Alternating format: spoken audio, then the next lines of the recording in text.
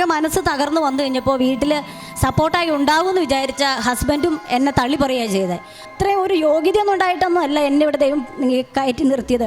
അപ്പോൾ ഞാനൊരു പൂ ചോദിച്ചപ്പോൾ എൻ്റെ മാതാവ് എൻ്റെ കുടുംബത്തിലേക്ക് ഒരു പൂക്കാലം പോരെ.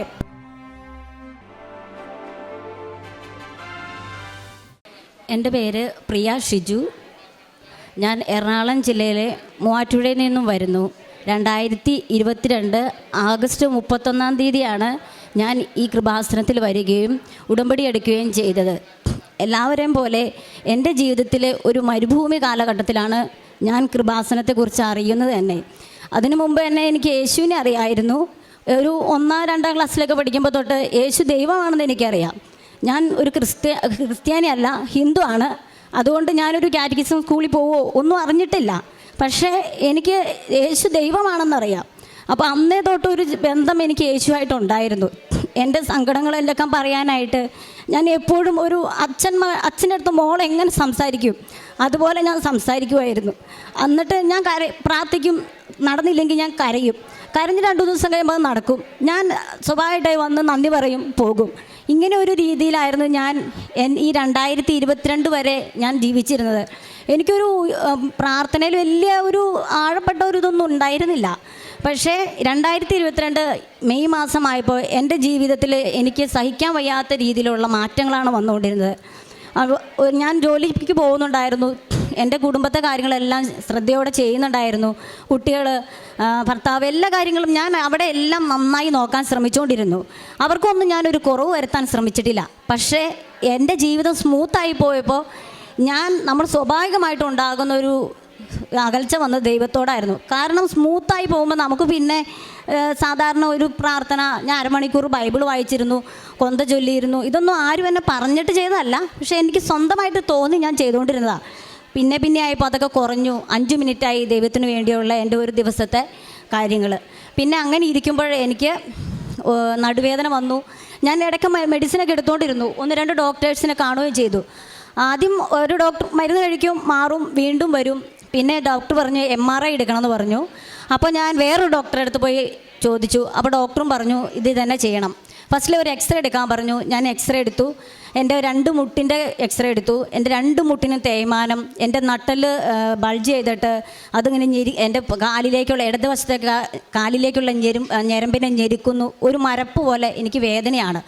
അപ്പോൾ ഡോക്ടർ പറഞ്ഞു ഇത്രയും നാൾ ഈ ചെറുപ്രായത്തിൽ ഇത് നിങ്ങൾ എങ്ങനെ ആക്കിയെടുത്തു എന്നാണ് എന്നോട് ഡോക്ടർ ചോദിച്ചത്.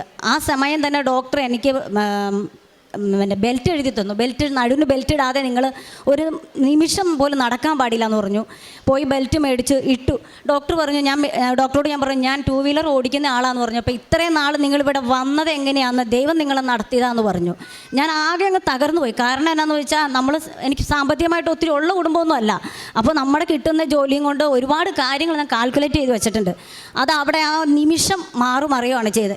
ആകെ മനസ്സ് തകർന്നു വന്നു കഴിഞ്ഞപ്പോൾ വീട്ടിൽ സപ്പോർട്ടായി ഉണ്ടാകുമെന്ന് വിചാരിച്ച ഹസ്ബൻഡും എന്നെ തള്ളി പറയുകയാണ് ചെയ്തത്.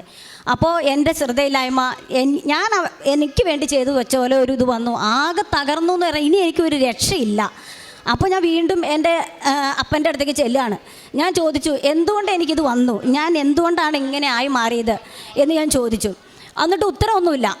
അപ്പോൾ പിന്നെ ഞാൻ ആശ്രയം വെച്ച സാധനങ്ങൾ, വ്യക്തികൾ, എൻ്റെ ജോലി, ഇപ്പോൾ എൻ്റെ ദൈവവും കൂടെ കൈവിട്ടു. പിന്നെ ഞാൻ എങ്ങനെ മുന്നോട്ട് പോകും എന്ന് ഞാൻ ഇത്രയും തകർന്നു പോയൊരു ജീവിതം ഞാൻ എന്ത് ചെയ്യും, ഇതെനിക്ക് വാക്കിൽ പറഞ്ഞറിയിക്കാൻ വയ്യ. അത്രയ്ക്കും ഞാൻ അനുഭവിച്ചു. അപ്പോൾ ഞാൻ ഇനി എന്ത് ചെയ്യും, എനിക്ക് മുന്നോട്ട് ആത്മഹത്യ ചെയ്യണോ, ഞാൻ തന്നെ മരിക്കണോ, കുഞ്ഞുങ്ങളെ കൊല്ലണോ, എന്തൊക്കെയാണ് അങ്ങനെ എൻ്റെ മനസ്സിൽ കടന്നു പോയെന്ന് എനിക്കറിയത്തില്ല.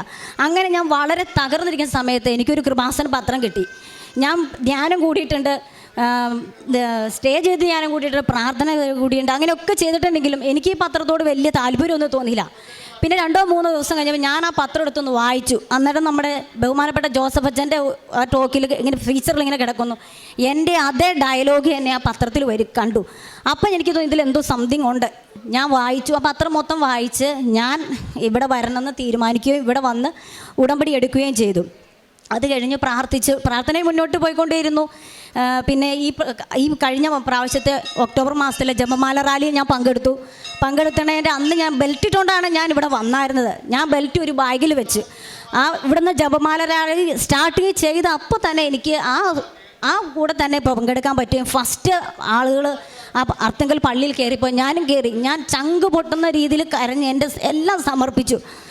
അപ്പോൾ എനിക്ക് എൻ്റെ ഉള്ളിലേക്ക് വന്നു, ഇതാ യോഹന്നാനോട് യേശു പറയല്ലോ, ഇതാ നിൻ്റെ അമ്മ എന്ന് പറഞ്ഞ പോലെ എൻ്റെ ഉള്ളിലേക്കും വരുവാണ് ഇങ്ങനൊരിത്.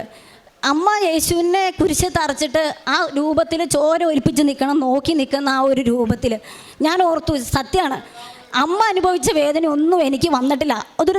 ഒരു ചെറിയ വേദനയേ വന്നിട്ടുള്ളൂ. ഇന്ന് ഞാൻ ഈ നിമിഷം പറയുകയാണ്, ഇനി ഞാൻ ഈ ബെൽറ്റ് ഉപയോഗിച്ചിട്ട് ഒരു സ്ഥലത്ത് പോവുകയോ ഒന്നും ചെയ്യത്തില്ല. ഞാൻ എൻ്റെ ബെൽറ്റ് അന്നേ ഞാൻ ഉപേക്ഷിച്ചു. പിന്നെ ഇതുവരെ ആ ഒരു വിഷയത്തെക്കുറിച്ച് ഞാൻ ചിന്തിക്കാറില്ല. എൻ്റെ നടു എങ്ങനെയാണോ അങ്ങനെ തന്നെ പോകട്ടെ എന്ന രീതിയിൽ ഞാൻ ഇപ്പോഴും പോയിക്കൊണ്ടിരിക്കുകയാണ്. പിന്നെ ഞാൻ ഒരു വർഷമായിട്ട് നടുവേദനയ്ക്ക് മരുന്നെടുക്കാറില്ല. അമ്മയുടെ ഇവിടുത്തെ വിശുദ്ധ തൈലം തേച്ചിട്ട് ഞാൻ പ്രാർത്ഥിക്കും. ഈ കല്ലിൽ നിന്ന് അബ്രാഹത്തിന് സന്തതികളെ സൃഷ്ടിക്കാൻ സാധിക്കുമെന്ന് പറഞ്ഞ വചനം ഞാൻ എൻ്റെ ഹൃദയത്തിലും ഞാൻ ഏറ്റെടുക്കുന്ന അതിരം കൊണ്ട് ഏറ്റുപറയുകയും ചെയ്യുന്നു. അത് വരട്ടി ഞാൻ വചനം പറഞ്ഞ് ഞാൻ എൻ്റെ നടുവിൽ ഇവിടുത്തെ ഉടമ്പടി തൈലം തേക്കും. എൻ്റെ കൊച്ചിനെ കൊണ്ടാണ് തേപ്പിക്കുന്നത്. അവനും ആ വചനം പറഞ്ഞ് പറ്റും. പിന്നെ ഞാൻ അതിനെക്കുറിച്ച് ഞാനത് മറന്നു. പിന്നെ അങ്ങനെ എനിക്ക് അത്രയും എനിക്ക് സഹിക്കാൻ പറ്റാത്ത ആ ഒരു വിഷയത്തിൽ നിന്ന് മാതാവ് എനിക്ക് വളരെ ഒരു വിടുതൽ തന്നു. പിന്നെ എനിക്ക് രണ്ടാമത് പറയാനുള്ളൊരു സാക്ഷി എന്ന് പറഞ്ഞാൽ എൻ്റെ ഈ മോളാണ്. ഇവരുടെ പേര് മിന്നു ഷിജു എന്നാണ്. മാതാവിൽ വിശ്വാസം ഉണ്ടോ എന്ന് ചോദിച്ചാൽ വിശ്വാസമൊന്നും അത്ര ഉണ്ടായിരുന്നില്ല. ഞാനിങ്ങനെ പ്രാർത്ഥിക്കും, ഇതൊക്കെ ചെയ്യണ ആളായിട്ട് എനിക്ക് ഇങ്ങനെ ഓരോന്നൊക്കെ വരുമ്പോൾ കൊച്ചെന്നോട് ചോദിച്ചു, അമ്മ, നമ്മൾ ദൈവത്തിനോട് കൂടുതൽ പ്രാർത്ഥിക്കുന്നവരാണെങ്കിൽ ദൈവം അവരെ എപ്പോഴും ഇങ്ങനെ ഒരു പാപത്തോ ഒരു പ്രശ്നങ്ങളോ വരാതെ അവരെപ്പോഴും കരുതുകയല്ലേ വേണ്ടത്, ഇങ്ങനെ ഓരോരോ സഹനങ്ങൾ തരുവാണോ ചെയ്യേണ്ടതെന്ന് എന്നോട് ചോദിച്ചു. അപ്പോൾ ഞാൻ പറഞ്ഞു, മോളെ, നമുക്ക് ദൈവം ഇങ്ങനെ ഒരു സഹനങ്ങൾ തരുന്നത്, സ്വർണം ഇങ്ങനെ ഉരുക്കിയാണ് അത് പ്യൂരിഫൈ ചെയ്തെടുക്കുന്നത്. അതുപോലെ നമ്മുടെ ഉള്ളിലുള്ള ഇതെല്ലാം മാലിന്യമെല്ലാം കഴിഞ്ഞ് നമ്മളെ വിശുദ്ധീകരിക്കാൻ വേണ്ടി ദൈവം തരുന്നതാണ് ഈ സഹനം എന്ന് പറഞ്ഞു. അപ്പോഴും അവൾക്കതൊരു വിശ്വാസമൊന്നുമല്ല. അങ്ങനെ അവൾ +1 പഠിച്ചുകൊണ്ടിരിക്കുന്ന സമയത്ത് ചെറിയ ഇഷ്യൂ ഞങ്ങളുടെ വീട്ടിലുണ്ടായി. ഞാൻ ഈ മദ്യപാനം നിർത്താൻ വേണ്ടിയുള്ള ഹോസ്പിറ്റലിലേക്ക് ഞാൻ പോയിട്ടുണ്ട്. അവരുടെ അടുത്ത് പോയത് അവർക്ക് ഈ പത്രം കൊടുക്കാനൊക്കെയാണ്. ഞാൻ പോയി അവിടുത്തെ ഡോക്ടറെ കണ്ടു. എനിക്ക് ഇങ്ങനെയൊക്കെ പ്രശ്നങ്ങളുണ്ടെന്ന് പറഞ്ഞ ഡോക്ടർ ഉറങ്ങാനായിട്ട് ഒരു ഗുളിക തന്നു. എനിക്ക് ശരിക്കും ഉറങ്ങാൻ പറ്റില്ല എന്ന് പറഞ്ഞപ്പോൾ ഞാൻ ആ ദേഷ്യത്തിന്, എൻ്റെ ഹസ്ബൻഡായിട്ടുണ്ടായ ഇഷ്യൂവിൽ ദേഷ്യത്തിൽ ഞാൻ ആ ഗുളിക ഓർമ്മ എനിക്ക് സുഖമായിട്ടൊന്നും ഓർക്കാതെ ഉറങ്ങാനായിരുന്നു. ഞാൻ കണ്ണു തുറന്നു, എപ്പോഴോ കണ്ണു തുറക്കും, വീണ്ടും ഞാൻ പ്രത്യക്ഷീകരണ പ്രാർത്ഥന ചൊല്ലും, ഒരു ഗുളിക എടുത്ത് വയ്ക്കും, കിടക്കും. ഇങ്ങനെ 3 ദിവസം ഞാൻ കിടന്നു. എൻ്റെ കൊച്ചിൻ്റെ +1 മോഡൽ പരീക്ഷയുടെ സമയത്താണ്. അവൾ അത്യാവശ്യം പഠിക്കുകയൊക്കെ ചെയ്യും. എന്നിട്ട് അവൾ പരീക്ഷയ്ക്ക് പോയപ്പോൾ പറഞ്ഞു, ഈ 3 ദിവസം എനിക്കൊന്നും പഠിക്കാൻ പറ്റിയില്ല അമ്മ, കാരണം എൻ്റെ പരീക്ഷ എനിക്ക് ശരിക്കും എഴുതാൻ പറ്റിയിട്ടില്ല, എന്നെ സിസ്റ്റർ വഴക്ക് പറയുമെന്ന് പറഞ്ഞു. അതവിടെ മാത്സിൻ്റെ പരീക്ഷ സമയത്തായിരുന്നു. അപ്പോൾ ഞാൻ അവളോട് ചോദിച്ചു, നിനക്ക് എത്ര മാർക്കാണ് മാത്സിന് വേണ്ടതെന്ന് ചോദിച്ചു. എനിക്ക് ഫുൾ മാർക്ക് കിട്ടുന്നത് മോഡൽ പരീക്ഷയ്ക്ക് 60-ലാണ്. അപ്പോൾ ഞാൻ എടുത്ത വായിക്കാൻ അവളോട് പറഞ്ഞു, നിനക്ക് മാതാവ് 50 മാർക്ക് വരും എന്ന് പറഞ്ഞു. അപ്പോൾ കൊച്ചിന് വിശ്വാസമില്ലാത്തതുകൊണ്ട് അവൾ പറഞ്ഞു, പിന്നെ മാതാവ് ഇപ്പോൾ മാർക്ക് തരികയല്ലേ എന്ന് പറഞ്ഞ് അവളങ്ങ് പോയി. പിന്നെ അതിൻ്റെ പേപ്പർ വായിക്കാനായിട്ട് സ്കൂളിൽ നിന്ന് ചെല്ലാൻ പറഞ്ഞു. പോകാൻ നേരത്ത് ഞാൻ വീട്ടിൻ്റെ ഇരിക്കും. അപ്പോൾ അവൾ എന്നോട് പറഞ്ഞിട്ടെ, ഇന്ന് എൻ്റെ മാത്സിൻ്റെ മാർക്ക് തരുന്ന ദിവസമാണ്. അപ്പോൾ അമ്മ പറഞ്ഞ പോലെ മാതാവ് എനിക്ക് 50 മാർക്ക് തരൂലേ എന്ന് പറഞ്ഞിട്ട് ഒരു വിശ്വാസമില്ലാത്ത രീതിയിലാണ് പോയത്. പക്ഷേ ഞാൻ ആ പോണ പോക്കിന് മാതാവിനോട് ഞാൻ പറഞ്ഞു, മാതാവ്, നീ അവൾക്ക് 50 മാർക്ക് കൊടുത്തില്ലേലും ഞാൻ വിശ്വസിക്കും, നീ എൻ്റെ കൊച്ചിനെ ഇനിയുള്ള കാര്യങ്ങൾ ഏറ്റെടുത്തോളൂ എന്ന് വിശ്വസിക്കും. പക്ഷേ അവൾക്കൊരു വിശ്വാസം വരണമെങ്കിൽ മാതാവ് അവൾക്ക് 50 മാർക്ക് കൊടുക്കണം. അതിൽ 51 ആവരുത്, 50 തന്നെ കൊടുത്താൽ അവൾ അത് വിശ്വസിക്കുള്ളൂ. നീ ഇവിടെ ഈ ഇതിൽ പ്രവർത്തിച്ചിരിക്കണം, നീ ആയിരിക്കണം എൻ്റെ കൊച്ചിൻ്റെ പേപ്പർ നോക്കിയത്, നീ ആയിരിക്കണം എൻ്റെ കൊച്ചിന് മാർക്ക് കിട്ടുമെന്ന് പറഞ്ഞു. അത് സാധാരണ ടീച്ചർ വിളിച്ചു, എല്ലാവരുടെയും പേപ്പർ വിളിച്ചു കൊടുത്തു. ഇവരുടെ പേര് വിളിച്ചപ്പോൾ ഇവളുടെ പേര് മിന്നു ഷിജു, 50 മാർക്ക് എന്ന് പറഞ്ഞു. ആ സമയത്ത് അവൾ അവിടെ നിന്ന് കരഞ്ഞ്. അപ്പോൾ ഞാൻ എൻ്റെ തിരിച്ചു വന്നപ്പോൾ അവൾ പറഞ്ഞു, ഇവൾ കൂട്ടുകാരോടൊക്കെ പറഞ്ഞു, അമ്മ ഇങ്ങനെ കൃപാസനത്തിൽ പോകുന്നുണ്ട്, അമ്മച്ചി പറഞ്ഞായിരുന്നു എനിക്ക് 50 മാർക്ക് കിട്ടും, മാതാവ് മാർക്ക് ഇടണമെന്ന് പറഞ്ഞിരുന്നു എന്ന് പറഞ്ഞു. അത് കഴിഞ്ഞ് അവൾ തിരിച്ചു വന്നപ്പോൾ എന്നോട് പറഞ്ഞു, അമ്മ എങ്ങനെയാണ് അറിഞ്ഞേ എനിക്ക് 50 മാർക്കാന്ന് അമ്മ എങ്ങനെയാണ് അറിഞ്ഞേ? സിസ്റ്ററല്ലേ എൻ്റെ പേപ്പർ നോക്കി. അപ്പം പറഞ്ഞു, ഇല്ല, നിൻ്റെ പേപ്പർ നോക്കിയത് മാതാവാണ്, അപ്പോൾ മാതാവാണ് നിനക്ക് 50 മാർക്ക് തന്നേന്ന് പറഞ്ഞു. അപ്പോൾ ഞാൻ ആ നിമിഷം ഇവർ കണ്ടിട്ടില്ല. ഞാൻ എൻ്റെ മുറിയിൽ കയറി മുട്ടുകുത്തി മാതാവിനോട് നന്ദി പറഞ്ഞു. കാരണം ഇപ്പോൾ എൻ്റെ കൊച്ചിന് മാതാവിനെ കിട്ടിയ ഇനി അവളുടെ ജീവിതത്തിലുടനീളം അവൾ മാതാവിനെ യേശുവിനെ മുറുകി പിടിച്ചോളും. അപ്പോൾ ഞാൻ അതിന് നന്ദി പറഞ്ഞു. അപ്പം അവൾ പിന്നെ പറയാണ്, എനിക്ക് ഇത്രയും വിഷയം പഠിച്ചിട്ടും മാത്സിന് ഫുൾ മാർക്ക് കിട്ടിയിട്ടില്ല. അപ്പോൾ ഞാൻ പറഞ്ഞു, ഇവളോട് പറഞ്ഞു, പുള്ള പ്രാർത്ഥിച്ചോ, നിനക്ക് മാതാവ് ഫുൾ മാർക്ക് തരും. അപ്പോൾ ഞാൻ കയറി സാക്ഷ്യം പറഞ്ഞോളാന്ന് പറഞ്ഞു. അങ്ങനെ +1 മാത്സിന് അവൾക്ക് 80 നൽകി മാതാവൾ അനുഗ്രഹിച്ചു. അങ്ങനെ ഒരിക്കൽ കൂടി അവളുടെ വിശ്വാസം മാതാവ് വർദ്ധിപ്പിച്ചു. ഈ പ്രാവശ്യം +2 പരീക്ഷയുടെ സമയത്ത് ഞങ്ങൾ സാമ്പത്തികമായിട്ട് ഒത്തിരി ഉയർന്നവരൊന്നുമല്ല, സാധാരണക്കാർ തന്നെയാണ്. ഉയർന്ന ഇവർക്ക് നീറ്റ് എഴുതാൻ പോകണമെന്നാണ് ആഗ്രഹം. അപ്പോൾ നല്ല മാർക്ക് കിട്ടുവാണെങ്കിൽ അവിടെ ഫീസ് ഇളവൊക്കെ ഉണ്ടാവുമല്ലോ എന്നൊക്കെ ഓർത്ത് പ്രാർത്ഥിച്ചു. ഞാനും ശക്തമായി പ്രാർത്ഥിക്കുന്നുണ്ടായിരുന്നു. അപ്പോൾ മാതാവ് ഈ പ്രാവശ്യത്തെ +2 പരീക്ഷയിൽ +2-ന് 600 മാർക്കും കൊടുത്ത് എൻ്റെ കൊച്ചിന് മൂവാറ്റുപുഴ സെൻറ്റ് അഗസ്റ്റിൻ ഗേൾസ് ഹൈസ്കൂളിൽ 1200 മാർക്കിൽ 1107 മാർക്ക് നൽകി. 1197 നൽകി ടോപ്പറായി എൻ്റെ കുഞ്ഞിനെ മാതാവ് ഉയർത്തി. എൻ്റെയും എൻ്റെ കുടുംബത്തിൻ്റെയും വിശ്വാസം ഒരിക്കൽ കൂടി വർദ്ധിപ്പിച്ചു.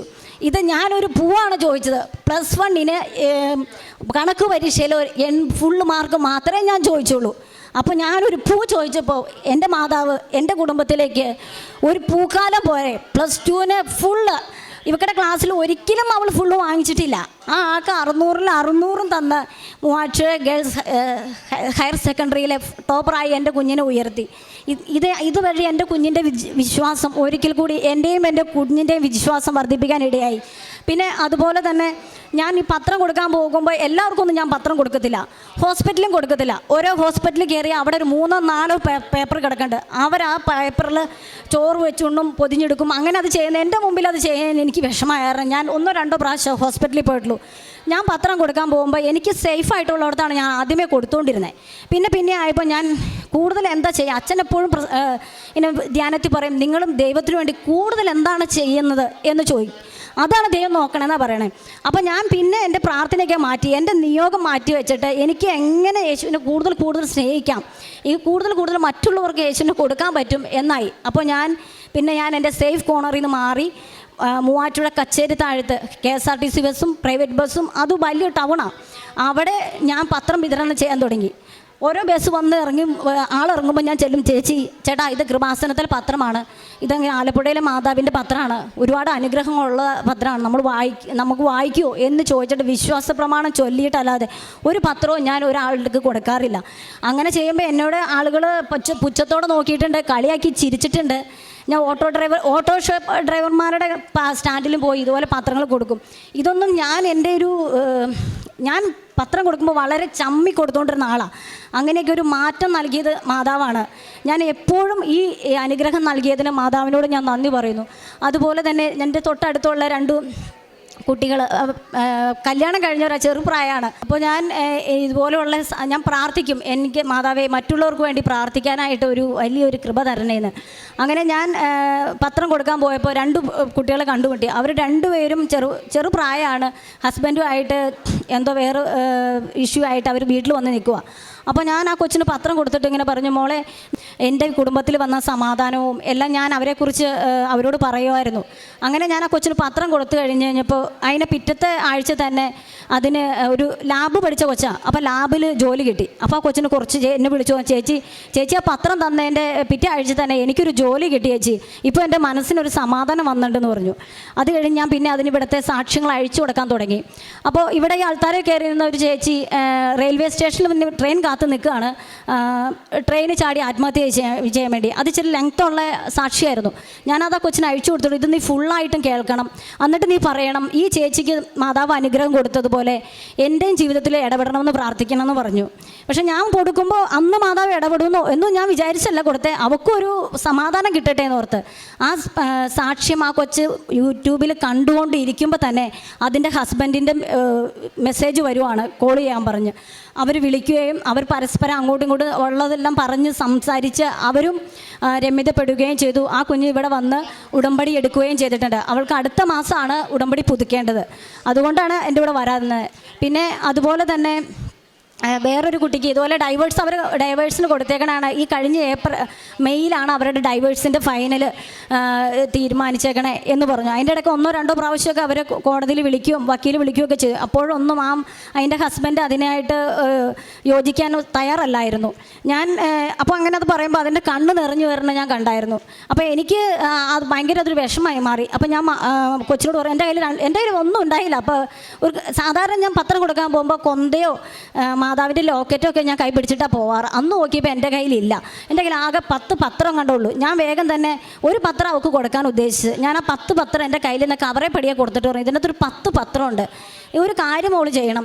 ചേച്ചി പറഞ്ഞ് ചെയ്യുമെന്ന് ചോദിച്ചു. അപ്പോൾ കൊച്ചു പറഞ്ഞു ചെയ്യും, എനിക്ക് മാതാവിൽ വിശ്വാസമാണ് ചേച്ചി എന്ന് പറഞ്ഞു. അങ്ങനെ ഞാൻ ആ കൊച്ചിനെ പത്രം കൊടുത്തിട്ട് പറഞ്ഞു, ഈ പത്രം നീ അവർ ഹോസ്പിറ്റലിൽ വർക്ക് ചെയ്യണേ, ആ ഹോസ്പിറ്റലിൽ നിനക്കറിയാവുന്ന പേഷ്യൻസിന് കൊടുത്തിട്ട് ഇത് ആലപ്പുഴത്തിലെ മാതാവിൻ്റെ പത്രമാണെന്ന് പറഞ്ഞൊന്ന് കൊടുക്കുക, നിൻ്റെ ജീവിതത്തിൽ മാതാവ് ഇടപെടുമെന്ന് പറഞ്ഞു.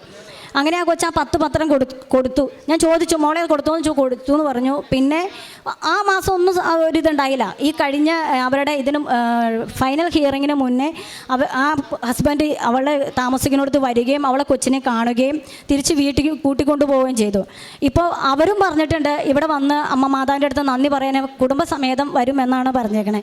ഇങ്ങനെ എൻ്റെ ജീവിതത്തിലും ഞാൻ മറ്റുള്ളവരുടെ മാതാവിനെ കുറിച്ച് പറഞ്ഞ് അവരുടെ ജീവിതത്തിലും മാതാവ് ഇടപെട്ടത് എനിക്ക് ഞാൻ കൃപാസന മാതാവിനോടും യേശുവപ്പനോടും ഒരുപാട് നന്ദി പറഞ്ഞു. കാരണം എനിക്കത് പറഞ്ഞറിയിക്കാൻ പറ്റാത്ത, എൻ്റെ വാക്കിലൊതുങ്ങുന്ന സന്തോഷമല്ല അത് എൻ്റെ ജീവിതത്തിൽ മാതാവ് തന്നെ ചെറുതും വലുതുമായിട്ട് ഒത്തിരി അനുഭവങ്ങൾ എനിക്ക് തന്നിട്ടുണ്ട്. ഇത്രയും ഒരു യോഗ്യതയൊന്നും ഉണ്ടായിട്ടൊന്നും അല്ല എന്നെ ഇവിടെ ദൈവം കയറ്റി നിർത്തിയത്. കാരണം ഞാൻ ഉടമ്പടിയിൽ പറഞ്ഞ പ്രേക്ഷിത പ്രവർത്തനങ്ങളുടെ കേസിൽ എനിക്ക് ആഴ്ച തോറും ഒന്നും രോഗികളെ കാണാനോ കാരുണ്യ പ്രവൃത്തി ചെയ്യാനോ ഒന്നും സാധിച്ചിട്ടില്ല. സാമ്പത്തികമായിട്ടുണ്ടായിട്ടില്ല, സാഹചര്യം കൊണ്ടും പറ്റാറില്ല. അപ്പോൾ ഞാൻ എൻ്റെ കയ്യിൽ പൈസ വരണ അനുസരിച്ച് ഞാൻ ആരോടും പറയാറില്ല. എനിക്ക് കിട്ടുന്ന അനുസരിച്ച് ഒരു ഓർഫനേജ് വയസ്സായ അമ്മമാരെ താമസിപ്പിക്കുന്ന സ്ഥലമുണ്ട്, അവിടെ ഞാൻ അവർക്ക് ഫുഡ് മേടിച്ചു കൊടുക്കാനും, എനിക്ക് പറ്റില്ലെങ്കിൽ ഞാൻ മറ്റുള്ളവരോട് കൂടി പറയും ഇങ്ങനൊരു ഇതുണ്ട്, നിങ്ങൾ എന്നോട് സഹായിക്കാമോ എന്നുള്ള അവരും കൂടി ചെയ്ത് അങ്ങനെ അവർക്ക് ഫുഡ് വാങ്ങിച്ചു കൊടുക്കാൻ എനിക്ക് സാധിച്ചിട്ടുണ്ട്. ഞാൻ അവർക്ക് നൈറ്റി അങ്ങനെയുള്ള സാധനങ്ങൾ മേടിച്ചു കൊടുക്കാൻ സാധിച്ചിട്ടുണ്ട്. അരി മേടിച്ചു കൊടുക്കാറുണ്ട്.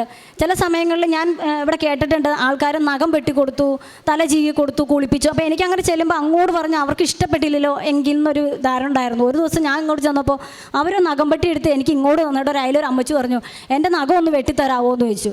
അങ്ങനെ എൻ്റെ ആഗ്രഹം ഞാൻ അവിടെ പറയണേന് മുന്നേ തന്നെ അങ്ങനെ അവരുടെ നഖം വെട്ടി കൊടുക്കാനും ആ അമ്മമാരെ കുളിപ്പിക്കാൻ കൂടാനും അവരുടെ തലയിലുള്ള ഈ പേൻ അങ്ങനെയുള്ള സാധനങ്ങളൊക്കെ അത് കളയാനൊക്കെ എന്നെ മാതാവ് ഒരുക്കിയതാണ്. പക്ഷേ എനിക്ക് പണ്ട് ഭയങ്കരമായിട്ട് അറപ്പുള്ള ഒരാളായിരുന്നു ഇങ്ങനെയുള്ള കാര്യങ്ങൾ ചെയ്യാൻ. എൻ്റെ കുഞ്ഞിൻ്റെ പോലും ചെയ്യാൻ എനിക്ക് മടിയുള്ള ആളായ ഞാൻ എൻ്റെ ദൈവത്തിന് വേണ്ടി ഇനിയും എൻ്റെ ജീവിതത്തിൽ ദൈവം ഇടപെടാൻ വേണ്ടി ഇത് ഞാൻ എൻ്റെ നിയോഗം സാധിക്കാൻ വേണ്ടി ചെയ്യുന്ന കാര്യമല്ല. എനിക്ക് കൂടുതൽ യേശുവിനെ കുറിച്ച് അറിയാനും ഞാൻ അതരം കൊണ്ടല്ല പ്രാർത്ഥിക്കേണ്ടത്, എനിക്ക് ഹൃദയം കൊണ്ട് പ്രാർത്ഥിക്കണം. അതാണ് എൻ്റെ ഏറ്റവും വലിയ നിയോഗം. അമ്മ മാതാവും യേശുവും അതെനിക്ക് സാധിച്ചു തരുമെന്ന് ഞാൻ ഹൃദയത്തിൽ ഉറച്ചു വിശ്വസിക്കുന്നു. ഈ ആൾത്താരിൽ കയറി നിൽക്കാനും ഇങ്ങനൊരു സാക്ഷ്യം പറയാനും എന്നെ അനുവദിച്ചതിനെ ഓർത്ത് ഞാൻ അമ്മയോടും തിരുകുമാരനോടും കൊടാനുകൂടി നന്ദി പറയുന്നു. ഇതെൻ്റെ മോള് പാലാ ബ്രില്യൻറ്റിൽ നാളെ അഡ്മിഷൻ എടുക്കാൻ പോവുകയാണ്. ഇനിയും ഞാനൊരു സാക്ഷിയായിട്ട് ഇവിടെ കയറുന്നുണ്ടെങ്കിൽ അതൊരു അമ്മ നൽകുന്ന സാക്ഷ്യമായിരിക്കും. ഞാൻ 5ാമത് ഉടമ്പടി പുതുക്കിയിട്ട് പോയപ്പോൾ പറഞ്ഞ ആ വാതൊക്കെ പറഞ്ഞിട്ടാണ് ഞാൻ പോയത്. അമ്മേ, ഇനി ഞാനിവിടെ വരുന്നത് സാക്ഷ്യം പറയാനായിരിക്കും. അമ്മയുടെ സ്വർഗീയ സാക്ഷിയായി യേശുവിൻ്റെ നാമത്തിൽ എന്നെ ഉയർത്തണമേ എന്ന് പറഞ്ഞിട്ടാണ് ഞാൻ പോയത്. ഇവിടെ നിൽക്കാൻ 2ാമതും എന്നെ അനുവദിച്ച് അമ്മ മാതാവിന് ഒരിക്കൽ കൂടി ഞാൻ നന്ദി പറയുന്നു.